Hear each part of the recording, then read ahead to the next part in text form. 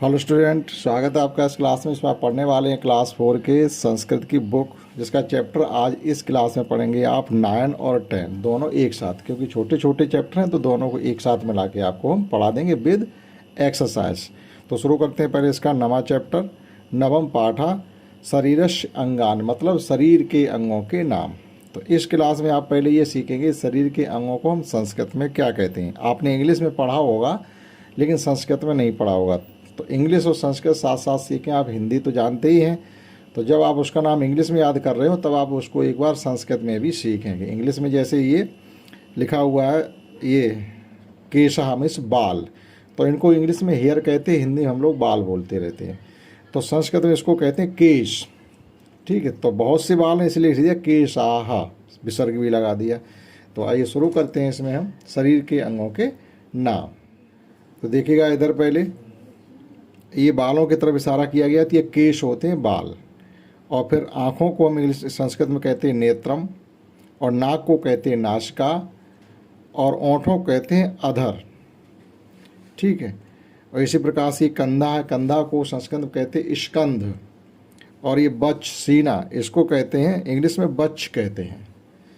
और ये हाथ, हाथ को हस्त कहते हैं। और ये देखिएगा कमर है, कमर को संस्कृत में कट कहते हैं, कट है, और विसर्ग भी लगाएंगे। अब इधर के देखिएगा माथा, ठीक जिसे हिंदी में इंग्लिश में फॉरमोस्ट कहते हैं और संस्कृत में कहते हैं ललाटम। कान, कान को संस्कृत में कहते हैं कर्ण। और ये हैं हमारे गाल, जिन्हें इंग्लिश में चीक कहते हैं और संस्कृत में कपोल कहते हैं। और मुख, माउथ, मुंह इंग्लिश में माउथ और संस्कृत में कहते हैं मुखम। और जो हमारा ये गला होता है उसे हिंदी में गला कहते हैं, इंग्लिश में थॉट कहते हैं, और संस्कृत में कंठ कहते हैं। अब यहाँ आ जाइए कि जो हम लोगों में नाभि होती है, सेंटर पॉइंट, इसको इंग्लिश में उदरम कहते हैं, यानी पेट। ठीक, उदरम, पेट को उदरम कहते हैं। और नाभि को नाभि ही कहते हैं, अपने लोग जैसे नाभि बोलते हैं, तुड़ी जिसको बोलते हैं, तो वो हम संस्कृत में नाभि कहते हैं। अब देखिएगा बचे हुए हैं कुछ और, देखिएगा यहाँ अंगूठा को अंगुष्ठ कहते हैं, संस्कृत में अंगुलियों को अंगुल्य। ठीक है, और ये नाखून होते हैं, इनको हम लोग नेल या नख। और ये जांग होती है, जांग को इंग्लिश में थाई कहते हैं और संस्कृत में उरु। और ये घुटना होता है, इसे जानू कहते हैं।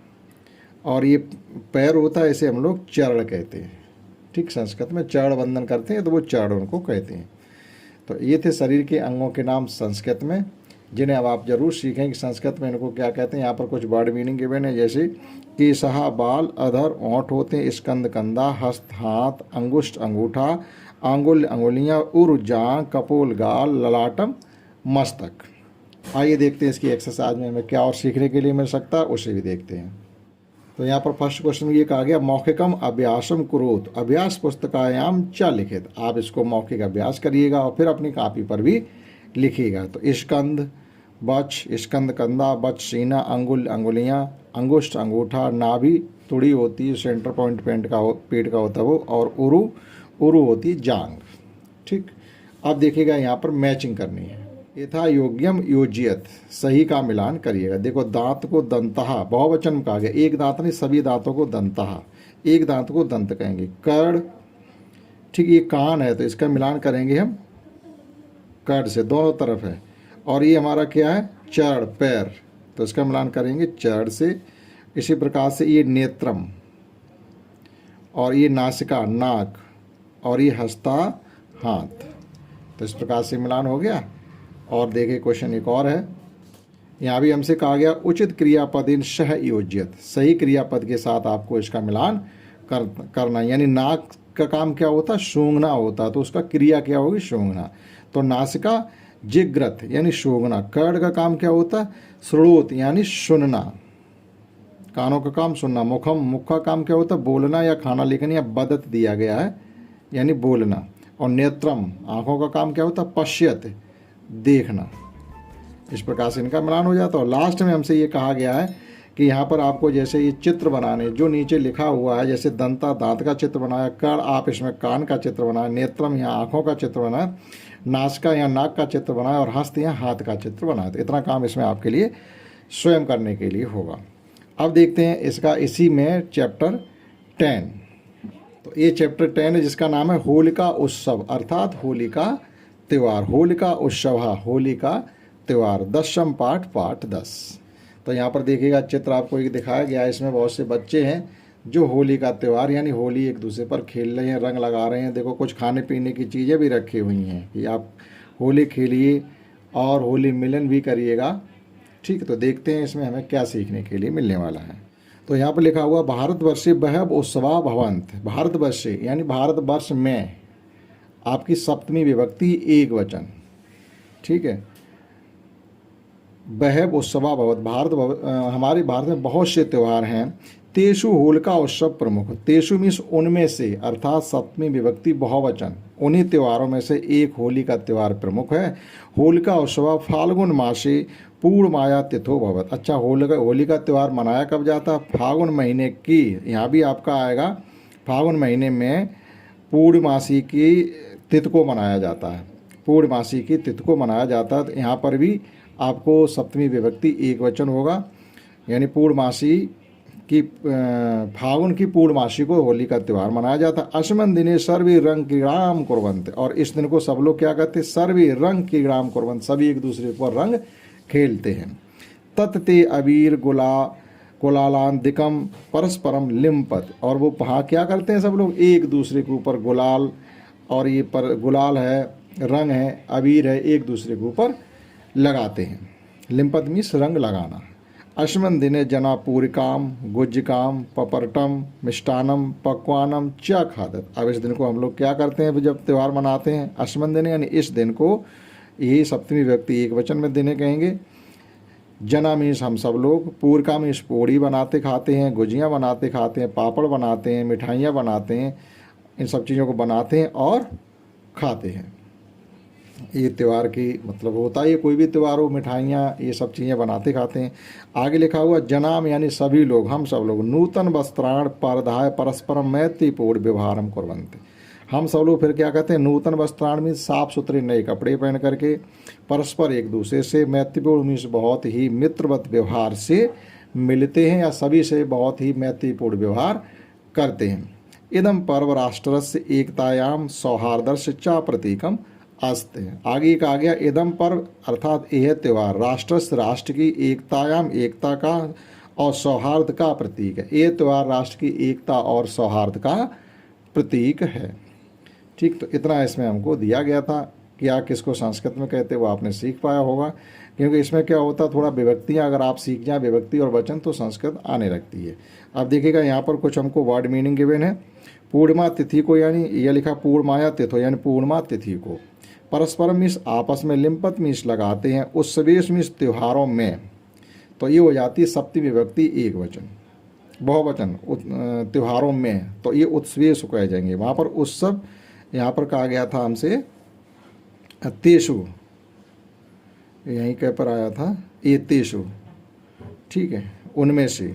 और यहाँ कह दिया उन्होंने उत्सवेशु यानी त्योहारों में। बिहाय मीन्स छोड़कर, यहाँ बिहाय उसमें नहीं आया। गुज्जिकाम मीन्स गुजिया, पपरटम पापड़ कहते हो, पर्दाय पहनकर। तो ये थे इसके वर्ड मीनिंग। अब देखते हैं इसकी एक्सरसाइज।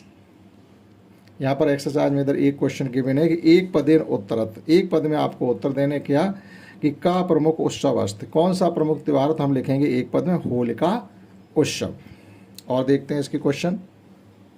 और यहाँ पर लिखा हुआ होलिका उत्सव कस्या तिथो भवत, तो आप लिखेंगे फाल्गुन मासे पूर्णमाया तिथो भवत। तो ये तो बड़ा हो जाएगा, लेकिन आपको केवल तिथि ही लिखनी है, तो आप लिखेंगे केवल पूर्णमाया।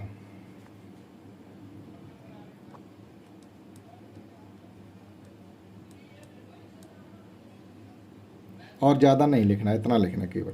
फिर लिखा अस्मिन् दिने सर्वे किम कुर्वन्त, तो हम लिखेंगे रंग क्रीड़ाम यानी रंग खेलते हैं, रंग क्रीड़ाम। जना क्रीडस व्यवहारम कुर्वन्त, हम लोग सब एक दूसरे से कैसा व्यवहार करते हैं, तो हम लिखेंगे मैत्रीपूर्ण यानी बहुत ही मित्रवत व्यवहार सभी से करते हैं, मैत्रीपूर्णम। ठीक, तो ये एक पद में इनके आंसर लिखे जाते हैं। फिर कहा गया कि वाक्यान पूर्यत, वाक्यों को पूरा करिएगा यानी खाली जगह भरनी है। तो एक भारतवर्षे अनेक उत्सवा भवन्ति अस्मिन् दिने सर्वे रंग क्रीड़ा कुर्वन्ते, यानी इस दिन सभी लोग रंग खेलते हैं। तो यहाँ पर आपको भरना है रंग क्रीड़ा, रंग क्रीड़ाम कुर्वन्ते इदम पर्व राष्ट्रस्य एकतायाम, और फिर यहाँ लिखना सौहार्दस्य च प्रतीकम अस्ति,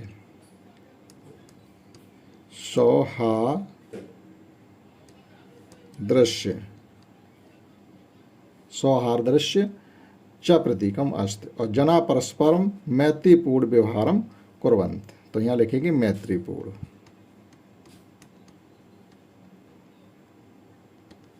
ठीक, और देखिएगा अगला क्वेश्चन, यहाँ पर हमको एक वचन से बहुवचन बनाने, जैसे भवत का हो जाएगा भवन्ते, लिम्पत का हो जाएगा लिम्पन्ते, रंग लगाना, खादत का हो जाएगा खादंते, और इसी के प्रकार से पिबत मीन्स होता पीना, तो इसका हो जाएगा पिबन्ते।